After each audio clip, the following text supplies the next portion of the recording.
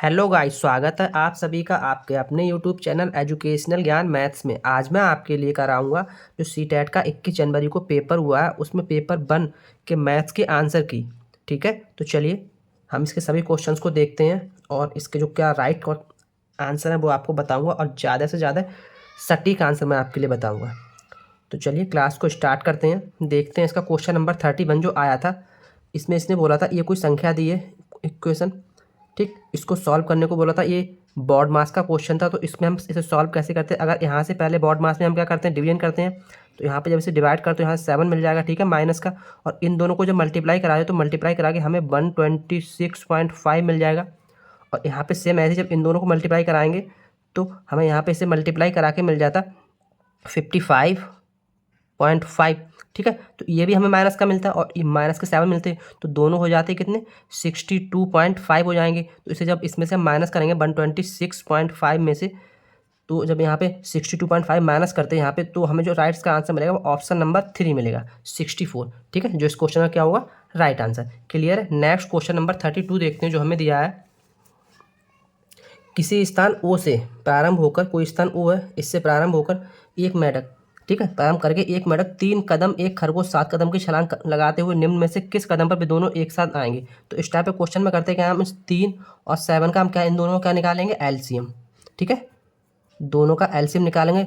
3 का और 7 का, तो यहाँ पे एलसीएम कितना मिल जाएगा, 21, ठीक है। अब यहाँ पे हम चेक क्या करते हैं, इन सभी ऑप्शन में हमें चेक करना था कि ऐसी कौन सी संख्या है जो 3 से भी डिवाइड होगी और 7 से भी। तो चलिए चेक करते हैं। तो यहाँ पे 3, 5, 4 है, ये हमारा 5 और 4 9, 9 और 3 12 है, तो ये हमारा 3 से तो डिवाइड है लेकिन 7 से डिवाइड नहीं है, तो ये हमारा इसका आंसर नहीं होगा। सेम ऐसे ही 7 से डिवाइड बट 3 से डिवाइड नहीं, ये भी इसका आंसर नहीं होगा, ये भी नहीं। इसका जो राइट आंसर है वो ऑप्शन नंबर 4 होगा, 378। क्लियर। नेक्स्ट क्वेश्चन नंबर 3 में बोला था, सॉरी 33 में बोला था कि which of the following statement is correct, इनमें से कौन सा स्टेटमेंट जो करेक्ट है, मतलब एक हमारा क्या है, इनमें से कौन सा कथन सही है। एक हमारा इसने पूछा था कि एक क्या है, एक ना तो अभाज्य है और ना ही भाज्य है, एक एक भाज्य संख्या है, या फिर एक एक भाज्य संख्या नहीं है, एक अभाज्य संख्या। इस टाइप के इसने क्वेश्चन दिए थे 4 हमें ऑप्शन, ठीक है। तो इसका जो राइट आंसर है वो है हमारा option number 1।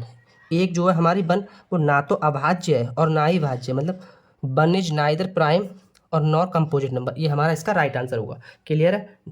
Next question number 34 में बोला था राष्ट्रीय शिक्षा नीति जो NEP 2020 है, इसमें भारत का ज्ञान के बारे में बात करती है, निम्नलिखित में से क्या इसमें सम्मिलित नहीं है। क्या बोला था, निगेटिव नहीं है। तो ऑप्शन क्या दिए थे, पहला ऑप्शन दिया था विद्यार्थियों के ज्ञान में वृद्धि के आकलन के लिए औपचारिक परीक्षाएं, ठीक है। नेक्स्ट जो ऑप्शन हमें दिया था आधुनिक भारत के प्रति प्राचीन भारत का ज्ञान और उसका योगदान, ठीक है। नेक्स्ट ऑप्शन नंबर 3 में बोला था विभिन्न विषयों जैसे गणित, खगोल विज्ञान, चिकित्सा, कृषि इत्यादि के हिस्से के रूप में आदिवासी ज्ञान अधिगम के स्वदेशी और पारंपरिक तरीके। और जो लास्ट में था सांस्कृतिक आदान प्रदान कार्यक्रमों के हिस्से के रूप में विभिन्न राज्यों का दौरा, ठीक है। तो इस क्वेश्चन का जो राइट आंसर हमें लग रहा है वो है ऑप्शन नंबर 1, क्योंकि जो NEP 2020 है इसमें भारत के ज्ञान के बारे में जो औपचारिक शब्द आया, मतलब औपचारिक मतलब कभी कभी जो परीक्षाएं औपचारिक परीक्षाएं, वो उनका वृद्धि के आकलन में जरूरी नहीं है। तो ये हमारा क्या होगा, इस क्वेश्चन का right answer option number 1। Next question number 35 हम देखते हैं। 35 में हमें दिया है कि गणित के शिक्षण में विभिन्न प्रकार के तरीकों के लिए निम्नलिखित में से कौन सा सत्य नहीं है। इसमें भी मैं क्या बोला, नेगेटिव में ढूंढना है कौन सा इसमें सत्य नहीं है 35 में, ठीक है। तो इस क्वेश्चन का जो राइट आंसर होगा वो होगा हमारा ऑप्शन नंबर 3, ठीक है। जो ऑप्शन नंबर 3 हमें दिया है, यह बच्चे के अधिगम में बाधा डालता है क्योंकि यह भ्रम की अगुवाई कराता है। मैंने आपके लिए जो टैग वर्ड दिए थे उसमें बताया था कहीं आपको बाधा मिलता है या भ्रम मिलता है, तो वो हमारा इस क्वेश्चन का वो नेगेटिव टर्म में आते हैं। तो यही हमारा इस क्वेश्चन का क्या होगा, राइट आंसर ऑप्शन नंबर 3, क्योंकि इसने पूछा सत्य नहीं है। क्लियर है। नेक्स्ट जो क्वेश्चन दिया है राष्ट्रीय पाठ्यचर्या रूपरेखा NCF 2005 के अनुसार एक प्राथमिक गणित कक्षा में निम्नलिखित में से कौन सी प्रक्रियाएं सबसे कम रूप से प्रासंगिक हैं, मतलब कौन सी प्रक्रिया सबसे कम हमें करानी चाहिए। तो चलिए ऑप्शन देखते हैं, संबंध स्थापित करना और निरूपण करना, सूत्रों को याद कराना, पैटर्न या दृश्यीकरण। तो इसमें जो इसका राइट आंसर होगा वो होगा ऑप्शन नंबर 2। हम बच्चे को सूत्र याद करने के लिए ज़्यादा फोर्स नहीं कर सकते हैं। क्लियर। नेक्स्ट क्वेश्चन नंबर 37 में बोला था निम्नलिखित में से कौन सा कथन सबसे अधिक उपयुक्त है, ठीक है। तो इसमें अगर उपयुक्त पूछा है तो विद्यार्थी गणित की कक्षा में पहेलियां में आनंद नहीं लेते, नहीं ऐसा नहीं है, आनंद लेते हैं। अगर मतलब कोई पहेलियां बताई जाती हैं, गणित की लैब जरूरी है क्योंकि एक क्रियाशील गतिविधियों का अवसर प्रदान करती है। अब यहाँ पे हमें टैग वर्ड मिल गया अवसर प्रदान करना, तो यही हमारा क्या होगा इस क्वेश्चन का राइट आंसर, ठीक है। नेक्स्ट क्वेश्चन देखते हैं 38, जो यहाँ पे दिया है 25,454 प्राप्त करने के लिए इस संख्या में इन सबके योग में से क्या घटाना होगा। ठीक है, तो क्या करेंगे, इन सबको हम ऐड करेंगे। ठीक है, ऐड करके क्या मिलेगा, जो हमें मिलेगा उसमें से इससे माइनस कर देंगे। क्या करेंगे, इस सब के लिए हम ऐड करेंगे, ऐड करके यहाँ पे हमें इसका क्या मिल जाएगा, जो मिलेगा उसमें से हम इस टर्म के लिए माइनस करेंगे। माइनस करने पर जो हमें आंसर मिलेगा इस क्वेश्चन का, वो मिलेगा ऑप्शन नंबर 1 2563, जो क्या होगा इस क्वेश्चन का right answer. Next question number 39 में ये एक दिया था, मतलब कोई बच्चा इस तरह से गुणा करता है इसे। ठीक है, तो यहाँ पे वो मिस्टेक करता है, तो इसने पूछा कि कक्षा 3 के एक विद्यार्थी ने इस तरह से गुणा किया, तो निम्नलिखित में से क्या दोहराना इस भ्रांति को सुधारने के लिए सबसे अधिक उपयुक्त है। तो इसका जो राइट आंसर होगा ऑप्शन नंबर 3 होगा, पुनर्समूहीकरण की अवधारणा। ठीक है, बच्चा क्या है, मतलब बच्चे में पुनर्समूहीकरण की अवधारणा का ज्ञान नहीं है। ठीक है, नेक्स्ट क्वेश्चन नंबर 40 को इसने बोला कोई एक कक्षा 2 के बच्चे को किसी टीचर ने इस तरह से सॉल्व करने के लिए एक क्वेश्चन दिया। ठीक है, अब इसने क्या बोला कि इसको हल करवाते हुए एक अध्यापिका ने स्पष्ट किया कि हमें 7 को 2 में से घटाना है और 2 छोटा है 7 से, इसलिए हमें 8 से एक उधार लेना पड़ेगा, तब हम 12 में से 7 को घटा कर पाएंगे। एक बच्चे ने अध्यापिका से पूछा, मैडम हम 8 से उधार क्यों लें, उधार लेना अच्छा नहीं होता, इस परिस्थिति में अध्यापिका को क्या करना चाहिए। ठीक है, तो चलिए इसके ऑप्शन देखते हैं। ऑप्शन हमें क्या दिए हैं, अध्यापिका को बच्चे के प्रश्न को नज़रअंदाज करके अपना काम जारी रखना चाहिए, नहीं ऐसा नहीं करना चाहिए। अध्यापिका को बच्चे को डांट कर बैठाना चाहिए, ये भी गलत होगा। तो अध्यापिका को उधार शब्द को बदलकर पुनर्समूहीकरण का उपयोग करना चाहिए और पुनर्समूहीकरण की प्रक्रिया दिखानी चाहिए। तो ये क्या होगा हमारा इस क्वेश्चन का राइट आंसर, क्योंकि जो पुनर्समूहीकरण होता है ये शब्द बहुत इंपॉर्टेंट है। ठीक है, तो उससे उधार को हटा के इस शब्द का प्रयोग करना चाहिए। नेक्स्ट क्वेश्चन नंबर 41 जो दिया था, तो सिंपल एकदम बच्चों वाला क्वेश्चन दिया था। इसे बोला यामिना ने एक पासा को 10 बार उछाला, उसे निम्नलिखित में से परिणाम प्राप्त हुए। ये ठीक है, परिणाम मिले उसके लिए। अब इसने पूछा गया कि निम्नलिखित संख्याओं में से उसे अधिकतम बार कौन सी संख्या प्राप्त हुई। तो इन सब में देखेंगे सबसे ज़्यादा बार क्या आया है, तो 3 एक ही आया है, 2 3 मतलब 3 बार 3 आया, तो ऑप्शन नंबर 3 क्या होगा इस क्वेश्चन का राइट आंसर। ठीक है, नेक्स्ट क्वेश्चन नंबर 42 देखते हैं, जो दिया है ब्रज के पास अपनी पसंद जमीन घेरने के लिए 100 मीटर का तार दिया गया था। ठीक है, वह सबसे बड़ा जमीन का टुकड़ा लेना चाहता था, तो निम्नलिखित में से उसे किस माप का टुकड़ा लेना चाहिए ताकि उसकी जमीन का क्षेत्रफल अधिकतम हो। तो हमें क्या करना है, इस सबको मल्टीप्लाई करा के देखनी है, जो सबसे ज़्यादा इसका एरिया आएगा वो ही हमारा इस क्वेश्चन में क्या हो जाएगा आंसर। तो यहाँ पे जब मल्टीप्लाई कराएंगे तो ये ऑप्शन नंबर 4 जो होगा वो हमारा इस क्वेश्चन का आंसर होगा, क्योंकि 25 × 25 हमें क्या मिलेगा 625 मीटर स्क्वायर। ये हमें दोनों की मल्टीप्लाई कराएंगे तो यहाँ से हमें 600 मिल जाएगा मीटर स्क्वायर। ठीक है, सेम ऐसे इनकी मल्टीप्लाई कराएंगे, इनका तो सबसे ज़्यादा हमें क्या मिलेगा 25 × 25। तो एक इस क्वेश्चन में क्या हो जाएगा राइट आंसर। क्लियर।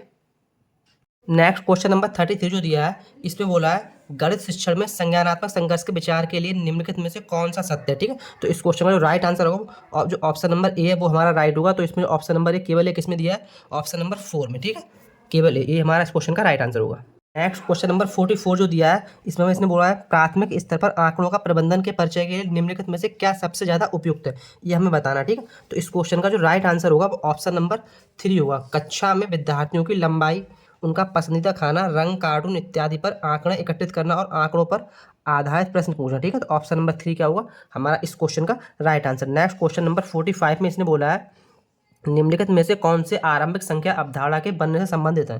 ठीक है, तो एक है कि संगति, ठीक है, पदानुक्रमिक समावेशन और मूलभूत संक्रिया। तो इस क्वेश्चन में थोड़ा मुझे डाउट है, ठीक है, इसका जो राइट हमें आंसर लग रहा है वो ऑप्शन नंबर 4 होगा। ठीक है, ए और बी, जो ए एका की संगति और पदानुक्रमिक समावेशन, ये इस क्वेश्चन का राइट आंसर होगा। कहीं कहीं पे मतलब ये ए और डी भी दिया है, जो हमें इसे ऑप्शन नंबर बी और सी भी दिया है, ऑप्शन नंबर 1 में दिया है, तो ये भी इसका आंसर हो सकता है, बट मुझे जो इसका करेक्ट आंसर लग रहा है वो ऑप्शन नंबर 4 ही लग रहा है, ए और बी। नेक्स्ट क्वेश्चन नंबर 46 में बोला निम्नलिखित में से कौन सा मॉडल शुरुआती कक्षा के शिक्षार्थियों में इकाई, दहाई और सैकड़े के संबंध के बारे में अवधारणात्मक समझ विकसित करने के लिए सबसे कम उपयुक्त है। तो इस क्वेश्चन का जो राइट आंसर होगा वो ऑप्शन नंबर 3 होगा, मुद्रा। ठीक है, नेक्स्ट क्वेश्चन नंबर 47 में बोला नीचे दिए गए संख्या पैटर्न को देखिए। इसने एक पैटर्न दिया है, ठीक है, इसमें इसने बताना है कि मतलब इसका राइट आंसर क्या होगा। तो यहाँ पे हम देखेंगे तो ये 1 का क्यूब है, ये 2 का क्यूब है, 3 का क्यूब है, 4 का, 5 का। ठीक है, 5 तक के क्यूब इसने में दिया। नेक्स्ट क्या आएगा 6 आएगा और 7 आएगा। तो 6 का क्यूब कितना होता है 216 और 7 का कितना होता है 343। ठीक है, तो ऑप्शन नंबर 1 क्या हो जाएगा इस क्वेश्चन का राइट आंसर। ठीक है, नेक्स्ट देखते हैं क्वेश्चन नंबर 48 में इसने बोला है पार्सल भेजने की दरें, मतलब उसने ये दे रखी है। ठीक है, 15 पार्सल है और ये उसने दर दे रखी है, मतलब 50 ग्राम तक और उससे ऊपर तक 15 रुपये पड़ते हैं प्रत्येक। इसके प्रत्येक 50 ग्राम के लिए 7 रुपये पड़ते हैं। तो मीना अपनी सहेली चारू को पार्सल भेजना चाहते हैं जो दिल्ली में है। पार्सल का भार 350 ग्राम, मतलब भार कितना दिया है 350 ग्राम। तो अगर हम इसे ब्रेक करके लिखेंगे तो इसे हम लिख सकते हैं 50 ग्राम प्लस 300 ग्राम, ठीक है। तो इस 50 ग्राम के लिए तो 15 रुपये देना पड़ेगा। अब इस 300 ग्राम में कितने 50 ग्राम पड़ेंगे, तो 6 50 ग्राम होंगे, ठीक है। अब इस 6 बार जो 6 टाइम पे मतलब 50 ग्राम है, इसके लिए 7 रुपये एक्स्ट्रा देने पड़ते हैं। तो 6 × 7 मतलब इसके लिए कितने देने पड़ेंगे, 7 छंग 42 रुपये। और इस 50 ग्राम को कितने देने पड़े थे, 15 रुपये, ठीक है। इसको देने पड़े थे 15 रुपये। तो 15 + 42 दोनों को ऐड करेंगे तो इस क्वेश्चन में जो राइट आंसर मिलेगा ऑप्शन नंबर ए मिल जाएगा 57 रुपये। क्लियर। नेक्स्ट क्वेश्चन नंबर 49 जो हमें दिया है, एक संख्या में 8 जोड़ दिया है तो भाई दुगनी हो जाती है। भाई संख्या क्या है, इसको तो हम देख के, बच्चों वाला क्वेश्चन है, देख के इसका आंसर बता सकते हैं। मतलब कोई संख्या अगर 8 है, इसमें हम क्या करते हैं, एक संख्या में 8 मतलब 8 में अगर हम +8 करेंगे तो कितना 16 हो जाएगी। तो ये तो इसने पूछा कि एक संख्या में 8 मतलब इस संख्या में 8 जोड़ा तो दुगनी हो जाती है, तो दुगनी होगी। तो ऑप्शन नंबर 3 क्या हुआ इस क्वेश्चन का right answer. Clear. Next question number 50 जो बोला था उसने दिया है त्रिभुजों के सभी कोणों का योग। सिंपल सा क्वेश्चन, ये कोई ट्राइंगल है, इसके सभी कोणों का योग कितना होता है, ये मैंने 20 बार आपको बता रखा है। कितना होता है 180 डिग्री। ऑप्शन नंबर 4 क्या हुआ इसका right answer. Next question number 51 में बोला था, जब शिक्षिका यह सुनिश्चित करती है कि उसके द्वारा बनाया गया टेस्ट उस टेस्ट के उद्देश्यों एवं कसौटी को पूरा करता है, ठीक है, तो मूल्यांकन में किस पक्ष का उपयोग किया गया, तो इसमें जो वैधता है, ऑप्शन नंबर 2 क्या हुआ इसका राइट आंसर। ठीक है। नेक्स्ट क्वेश्चन नंबर 52 देखते हैं। इसमें इसने बोला है एक सदैव समबाहुभुज होता है, तो एक हमारा स्क्वायरी वर्ग ऐसा होता है सदैव समबाहुभुज होता है। ठीक। नेक्स्ट क्वेश्चन नंबर 53 में देखते हैं। 53 दिया है, राष्ट्रीय शिक्षा नीति 2020 के अनुसार शिक्षार्थियों का आकलन को शामिल करता है, किसको करता है, तो इसका जो राइट आंसर होगा वो ऑप्शन नंबर 3 होगा। ठीक है। कुछ लोग बच्चों ने ऑप्शन नंबर 4 भी लगाया होगा, बट मतलब इसका जो ज़्यादा बेस्ट आंसर है वो ऑप्शन नंबर 3 होगा, संख्यानात्मक, भावात्मक और मनोगत्यात्मक। ठीक है। नेक्स्ट क्वेश्चन नंबर 54 में बोला, निम्नलिखित में से कौन सा स्कूली गणित में इबारती सवालों के लिए सही है, क्या बोलना सही है। ठीक है। तो इस क्वेश्चन में जो राइट आंसर होगा ऑप्शन नंबर 2 है। इबारती सवाल उन अभ्यासों को संदर्भित करते हैं जहां बच्चा परिस्थिति को एक ऐसा औपचारिक रूप देता है जिसमें गणितीय तकनीकों को लागू किया गया हो। ठीक है। तो ऑप्शन नंबर 2 क्या होगा इसका राइट आंसर। नेक्स्ट जो क्वेश्चन नंबर 55 है उसमें बोला है, निम्नलिखित में से कौन सी प्राथमिकता स्तर पर गणितीय भाषा की विशेषताएं होनी चाहिए। ठीक है।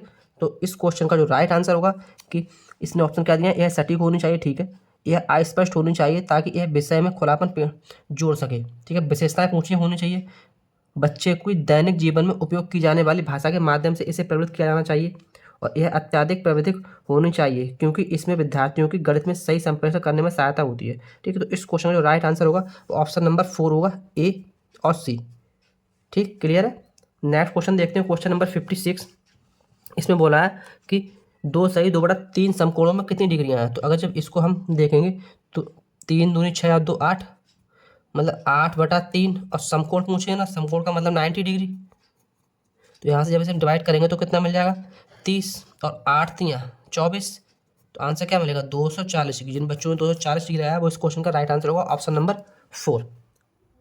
नेक्स्ट क्वेश्चन नंबर 57 में बोला है कि 7 से 1/2 kg नमक से 1/12 kg नमक के कितने पैकेट बनाए। सिंपल से क्वेश्चन बिल्कुल आए थे। अगर इसे हम लिखेंगे तो 7 दूनी 14 15/2। अब इसने बनाने कितने 1/12 kg के, तो इससे हम डिवाइड करेंगे तो क्या करेंगे, इसके लिए उल्टा करके लिख देंगे, तो 12/1, 2 से जब काटेंगे तो 2 छंग 12 और 15 छक्का 90, तो 90 क्या हो जाएगा इस क्वेश्चन का right answer option number 1। Clear. Next हो रहा है 1 मिलीमीटर में कितने, या 1 मिलीमीटर किसके बराबर है। तो यहाँ पे हमारा जो 1 mm होता है, 1 mm, ठीक है, तो 1 mm जो होता है वो 1/10 सेंटीमीटर के बराबर होता है। तो इससे हम क्या लिखते हैं 0.1 सेंटीमीटर। ठीक है। तो ऑप्शन नंबर 3 हमारा क्या होगा right answer. Next question number 59 में जो दिया है, निम्नलिखित में से किसकी लागत सबसे कम है। ठीक है। तो इन सबको हम मल्टीप्लाई करा के देखेंगे। ठीक है। थोड़ा सा मतलब कैलकुलेटिव क्वेश्चन है, तो इसको जो राइट आंसर मिलेगा ऑप्शन नंबर 3 मिलेगा यहाँ पर। ठीक है। 7.50 की जब हम मल्टीप्लाई कराएंगे 750 पैकेट, तो सबसे कम हमें यही मिलेगा। ठीक है। तो ये क्या होगा हमारा इस क्वेश्चन का राइट आंसर। ठीक है। नेक्स्ट क्वेश्चन नंबर 60 देखते हैं, जो लास्ट क्वेश्चन है। इसमें बोला निम्नलिखित में से कौन सा कथन गणितीय अधिगम को प्रोत्साहित करने के लिए सबसे कम उपयुक्त है। क्या बताना है, सबसे कम उपयुक्त है। ठीक। तो इस क्वेश्चन का जो राइट आंसर होगा वो ऑप्शन नंबर 1 होगा, अंतर्ज्ञान को हतोत्साहित करना चाहिए क्योंकि यह गणितीय विचारों को विकसित करने में बाधा डालता है। ठीक है। तो मैंने ज़्यादा सटीक आंसर आपके लिए बताए हैं। ठीक है। बट एक या 2 आंसर तो हो सकते हैं, बट मैंने अपनी तरफ से जो भी कोशिश की है एकदम सटीक आंसर है। कोशिश की है 99.9% ये राइट आंसर हो। क्लियर।